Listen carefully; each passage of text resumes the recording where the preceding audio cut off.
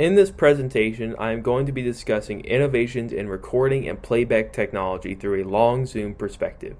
Now, before we get into this topic, you should know what a long zoom perspective is.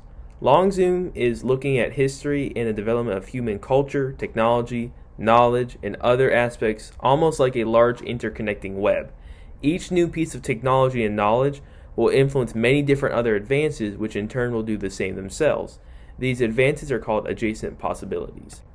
First, we're going to talk about what innovations made recording possible. The first one was in the field of physics, and what they learned was that sound can travel in the form of waves and that it moves 4 times faster in water than it does air. The second one was in the field of anatomy, and what they discovered was the basic human structure of the ear and how sound flows through it.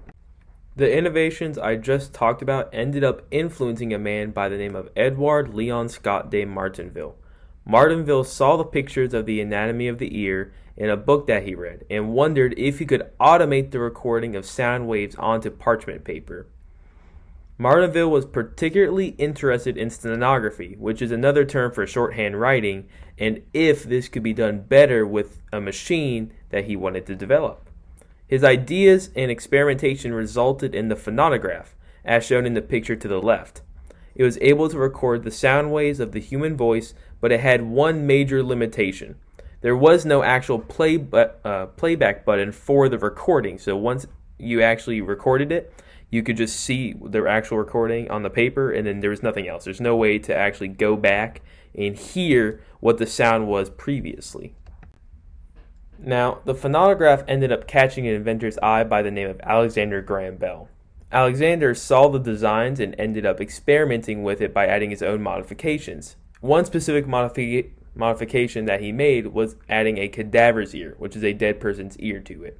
He eventually stopped with these modifications, but the ideas that he gained from observing sound ended up influencing his later ideas that he developed into his inventions. He learned that the heavier materials could also be used instead of light ones to transmit sound. Now, this led him to experimenting with electrical currents and sound vibrations, and he ended up creating the first telephone.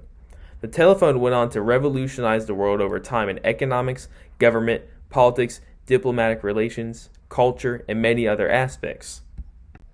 The phonograph also ended up influencing another famous inventor by the name of Thomas Edison. Edison also saw the designs of the phonograph and decided that he wanted to improve upon them with his own ideas. So Alexander Graham Bell wanted to just move away, but he gained ideas and influences from the phonograph. Thomas Edison said, "I'm going to finish the phonograph." Now, after tinkering with the original design, Edison ended up making it so that it could record and play sound. This invention was named the phonograph and was intended to be used for mail communication with audio letters, but it actually ended up being used for music in households rather than the intended purposes. Now, the telephone ended up influencing the world in many different ways, including personal and global relations. During the Cold War, a telephone was made between the White House and the Kremlin to allow quick, direct, and secret communication between the two rivaling powers.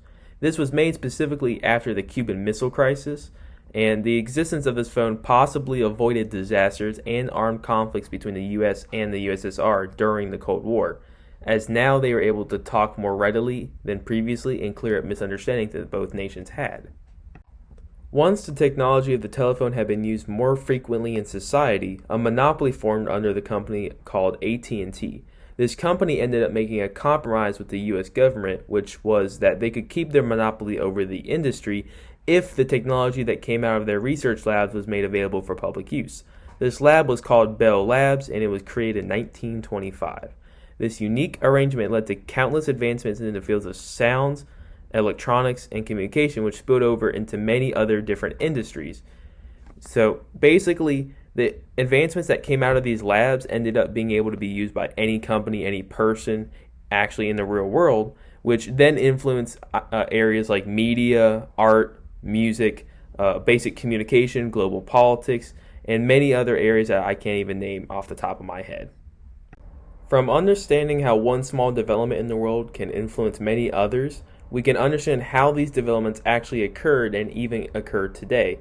This last page is just a works cited page of all the materials that I used during this presentation, and everything that I have stated here came from these sources.